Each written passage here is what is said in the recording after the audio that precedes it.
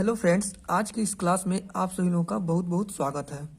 आज हम लोग गति के जो तीनों समीकरण हैं उसे प्रूफ करना सीखेंगे। तो सबसे पहले मैं आप लोगों को यहाँ पर बताऊंगा कि गति के समीकरण में यूज किए जाने वाले जो टर्म होते हैं वह क्या होते हैं।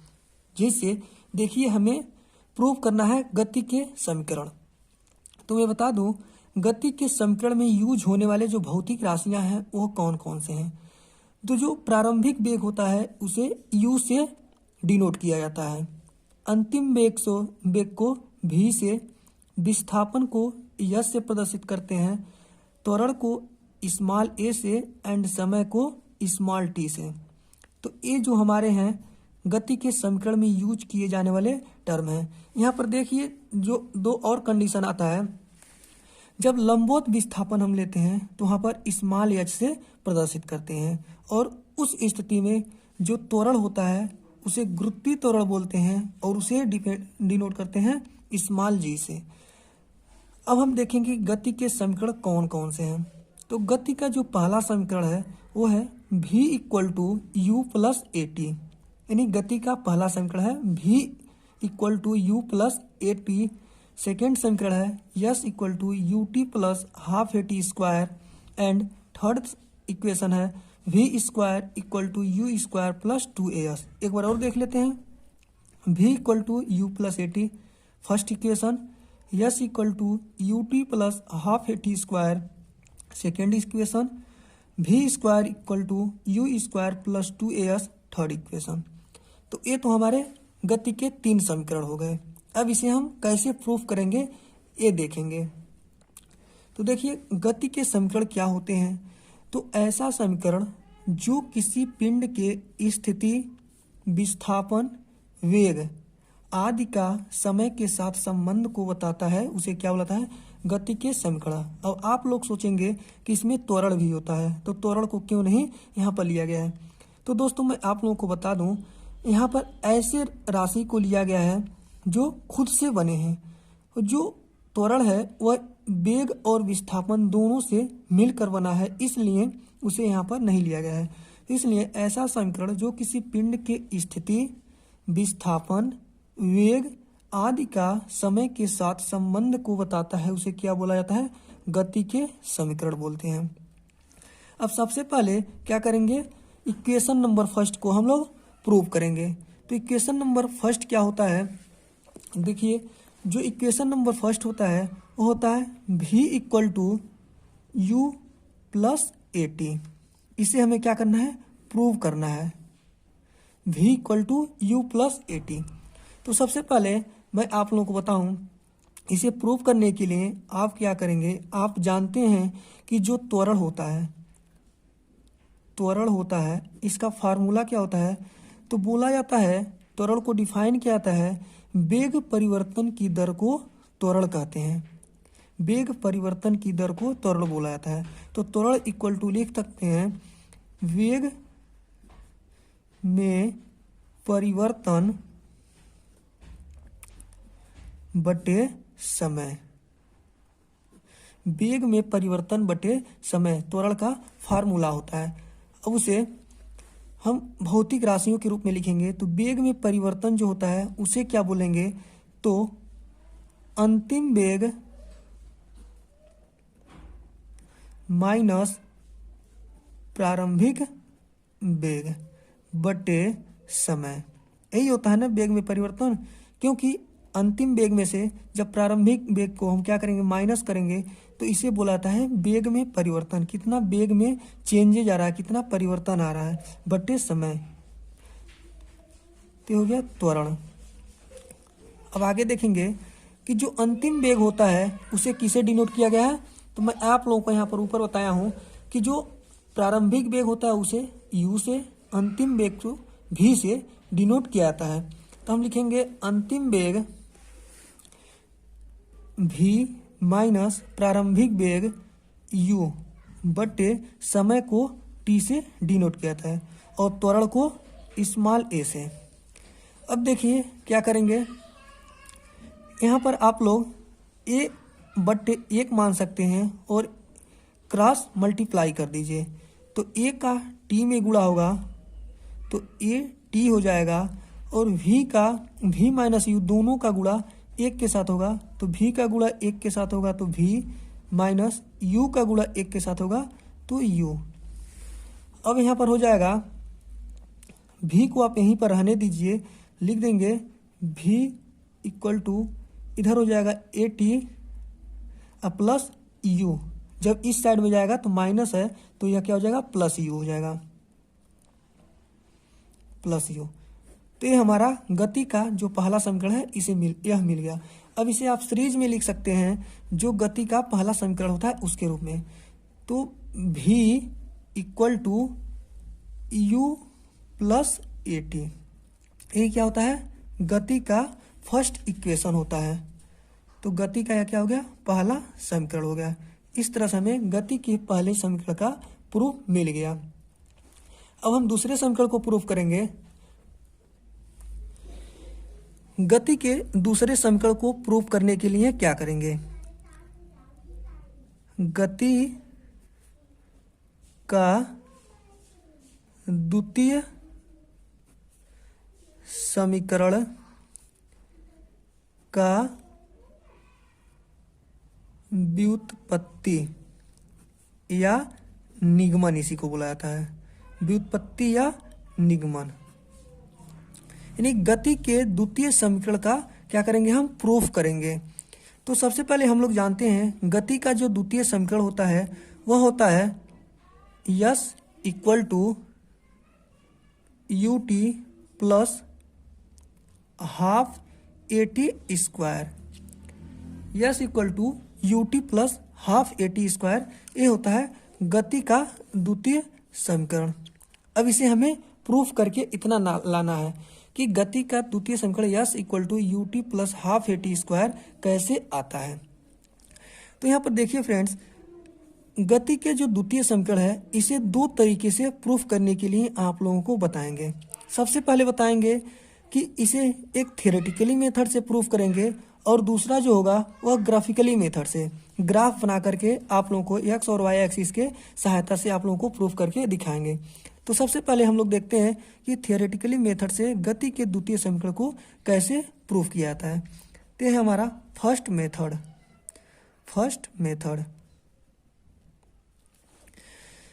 मान लीजिए आप लोग सभी लोग जानते हैं कि औसत वेग जो होता है, औसत वेग इक्वल टू प्रारंभिक वेग प्लस अंतिम वेग बटे 2। तो क्या लिख सकते हैं, प्रारंभिक वेग u प्लस अंतिम वेग v बटे 2।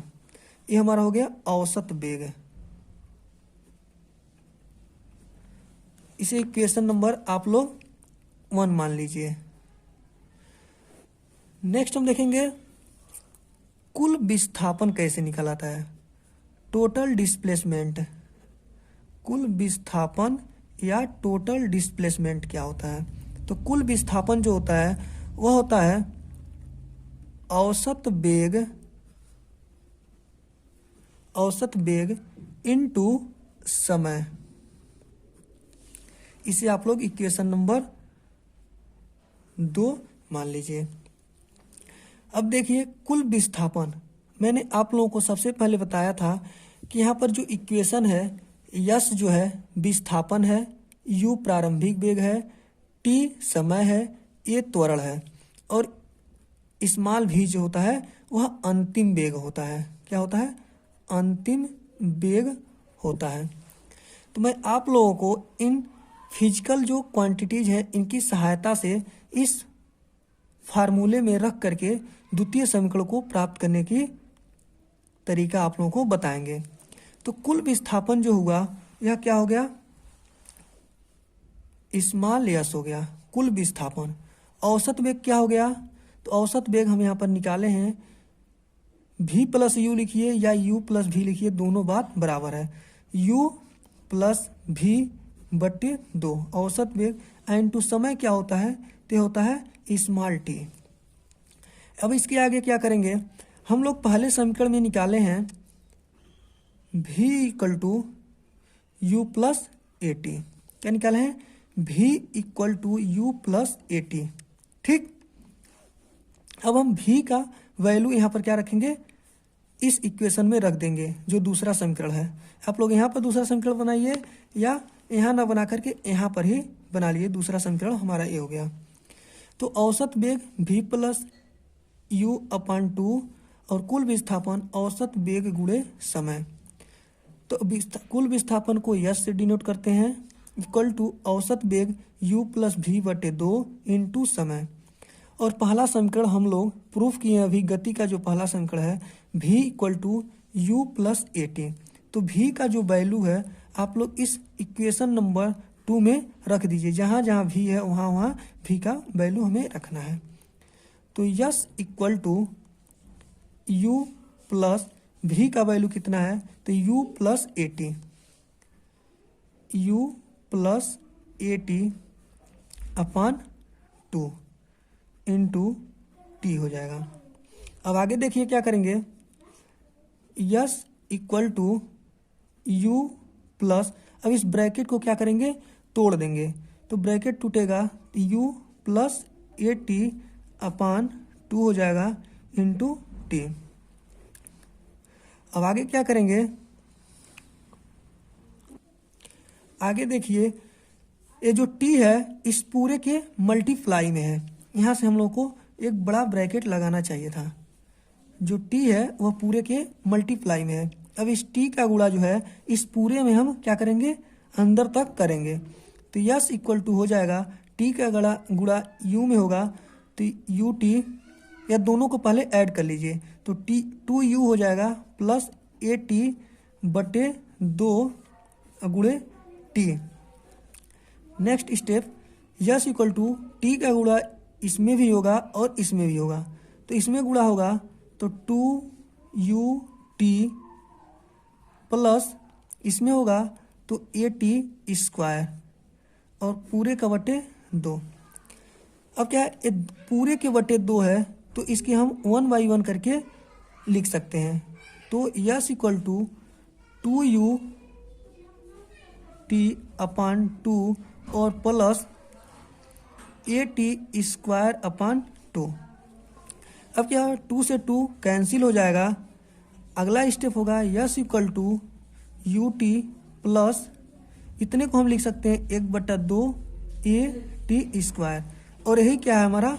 यही गति का द्वितीय समीकरण है। गति का द्वितीय समीकरण हमारा यहाँ पर क्या होगा? व्युत्पन्न हो गया। गति का द्वितीय समीकरण। आइए गति के द्वितीय समीकरण को एक बार पुनः स्टार्टिंग से देख लेते हैं। देखिए फ्रेंड्स, हमें क्या बोला यहाँ पे? गति के द्वितीय समीकरण का व्युत्पत्ति या निगमन करना है। तो गति का द्वितीय समीकरण हम सभी लोग जानते हैं, s equal to u t plus half a t square होता है। तो यह कैसे आया है इतना, इसे ही इस वीडियो में आप लोगों को प्रूफ करने की मैंने बताया है। अब देखिए जो स्मॉल एस होता है यह विस्थापन होता है, स्मॉल यू प्रारंभिक वेग, टी समय होता है, ए त्वरण होता है और जो स्मॉल भी होता है वह अंतिम वेग होता है। मैंने आप लोगों को बताया कि गति का द्वितीय समीकरण को प्रूफ करने के लिए 2 मेथड बताएंगे। पहला मेथड होगा थ्योरेटिकली मेथड और सेकेंड मेथड जो बताएंगे वह ग्राफिकली मेथड से आप लोगों को प्रूफ करने के लिए बताएंगे। तो यहाँ पर देखिए सबसे पहले मैं फार्मूला जानता हूँ, औसत वेग इक्वल टू क्या होता है? प्रारंभिक वेग प्लस अंतिम वेग के बटे 2, यानी प्रारंभिक वेग प्लस अंतिम वेग के बटे 2 हो जाएगा। अगला जानते हैं कि जो औसत वेग होगा उसे हम प्रारंभिक वेग को स्मॉल यू और अंतिम वेग को भी लिखते हैं, इतना के बटे 2 कर लेंगे और इक्वेशन नंबर फर्स्ट इसे हम मान लेंगे। नेक्स्ट स्टेप क्या करेंगे? कुल विस्थापन निकालने के लिए फार्मूला होता है औसत वेग गुणे समय। और औसत वेग हमें अभी पहले इस समीकरण में निकाले हैं कि v प्लस यू बटे 2 और समय को t से डिनोट करते हैं। तो ये वाला हमारा स्टेप हो गया और सेकेंड इक्वेशन हम इसे बना लेते हैं। अब हम जो पहला इक्वेशन गति का सॉल्व किए हैं, प्रूफ किए हैं, वो प्रूफ किए हैं v equal to u plus a t. अब जो v का यहाँ पर वैल्यू है इसी वैल्यू को इक्वेशन नंबर 2 में क्या करेंगे? रख देंगे। तो जहाँ जहाँ v है वहाँ u प्लस ए टी हम रखेंगे। तो यहाँ भी यहाँ केवल ही v है तो यहाँ पर हमने u प्लस ए टी रख दिया। अब जो t है इन पूरे के मल्टीपल में है, तो इस t का गुणा इस पूरे ब्रैकेट के अंदर करेंगे।